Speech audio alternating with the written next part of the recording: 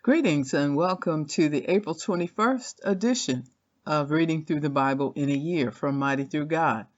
Today we'll be reading Joshua chapter 22, verse 21 through chapter 23, verse 16, Luke chapter 20, verses 27 through 47, Psalm 89, verses 14 through 37, and Proverbs 13, verses 17 through 19. And today I'll be reading from the New International Version. Then Reuben, Gad, and the half-tribe of Manasseh replied to the heads of the clans of Israel, "The mighty one, God the Lord, the mighty one, God the Lord. He knows, and let Israel know. If this has been in rebellion or disobedience to the Lord, do not spare us this day. If we have built our own altar to turn away from the Lord and to offer burnt offerings and grain offerings, or to sacrifice fellowship offerings on it, may the Lord himself call us to account. No, we did it for fear that someday your descendants might say to ours, 'What do you have to do with the Lord, the God of Israel?' The Lord has made the Jordan a boundary between us and you Reubenites and Gadites. You have no share in the Lord. So your descendants might cause ours to stop fearing the Lord. That is why we said, 'Let us get ready and build an altar,' but not for burnt offerings or sacrifices. On the contrary, it is to be a witness between us and you and the generations that follow, that we will worship the Lord at his sanctuary with our burnt offerings, sacrifices, and fellowship offerings. Then, in the future, your descendants will not be able to say to ours, 'You have no share in the Lord.'"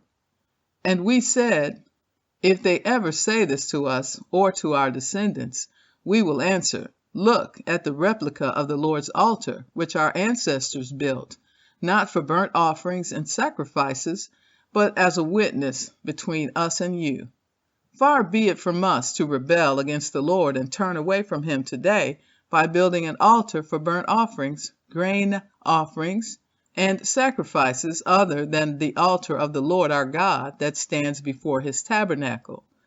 When Phinehas, the priest, and the leaders of the community, the heads of the clans of the Israelites, heard what Reuben, Gad, and Manasseh had to say, they were pleased. And Phinehas, son of Eleazar the priest, said to Reuben, Gad, and Manasseh, "Today we know that the Lord is with us, because you have not been unfaithful to the Lord in this matter. Now you have rescued the Israelites from the Lord's hand." Then Phinehas, son of Eleazar the priest, and the leaders returned to Canaan from their meeting with the Reubenites and Gadites in Gilead, and reported to the Israelites. They were glad to hear the report and praised God, and they talked no more about going to war against them to devastate the country where the Reubenites and Gadites lived. And the Reubenites and the Gadites gave the altar this name, "A witness between us, that the Lord is God." Chapter 23. After a long time had passed, and the Lord had given Israel rest from all their enemies around them, Joshua, by then a very old man, summoned all Israel, their elders, leaders, judges, and officials, and said to them, "I am very old. You yourselves have seen everything the Lord your God has done to all these nations for your sake. It was the Lord your God who fought for you. Remember how I have allotted as an inheritance for your tribes all the land of the nations that remained. The nations I conquered between the Jordan and the Mediterranean Sea in the west. The Lord your God himself will push them out for your sake. He will drive them out before you, and you will take possession of their land, as the Lord your God promised you.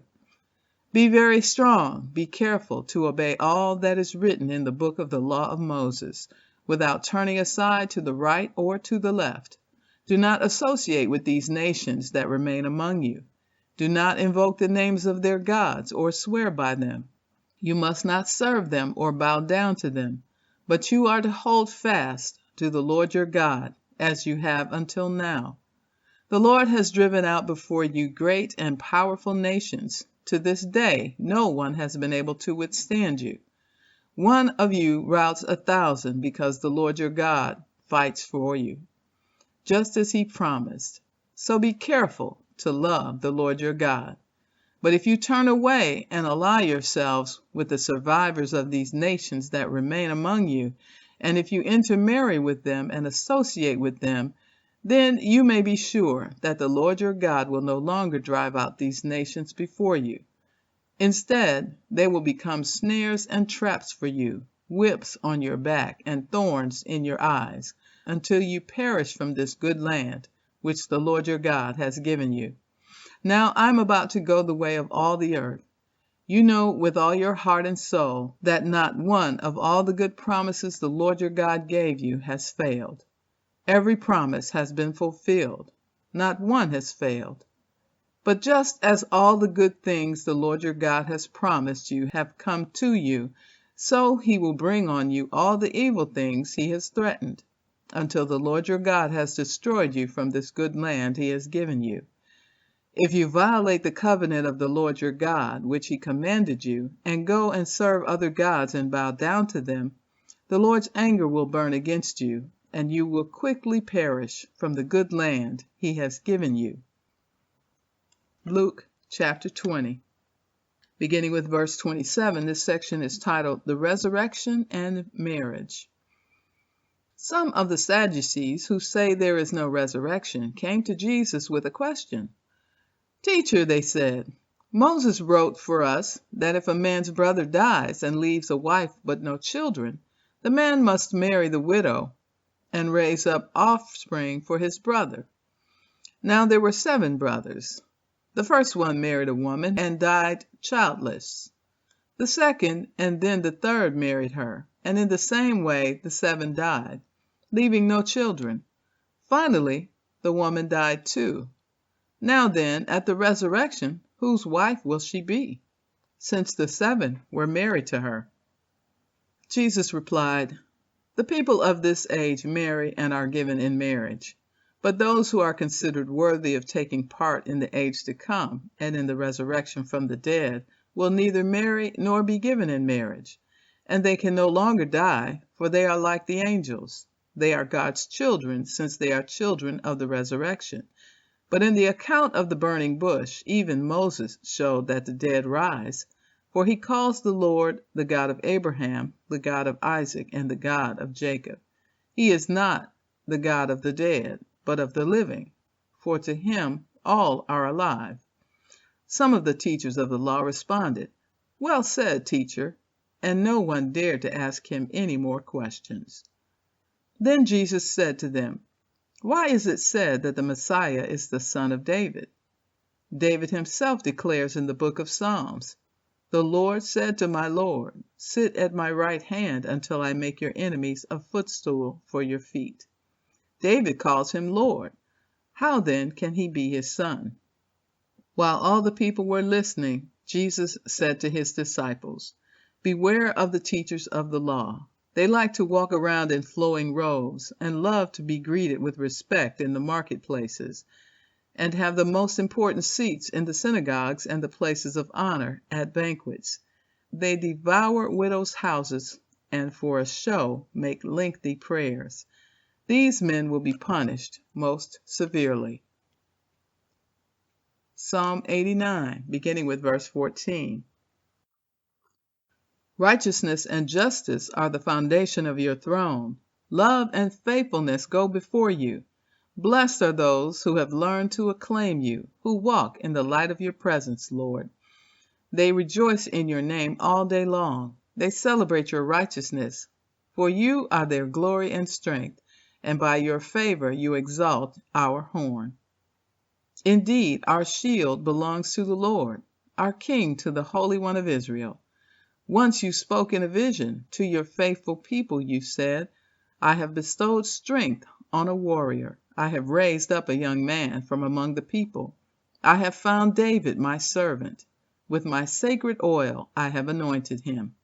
My hand will sustain him. Surely my arm will strengthen him. The enemy will not get the better of him. The wicked will not oppress him. I will crush his foes before him and strike down his adversaries. My faithful love will be with him, and through my name his horn will be exalted. I will set his hand over the sea, his right hand over the rivers.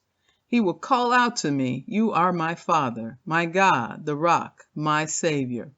And I will appoint him to be my firstborn, the most exalted of the kings of the earth. I will maintain my love to him forever, and my covenant with him will never fail. I will establish his line forever, his throne as long as the heavens endure.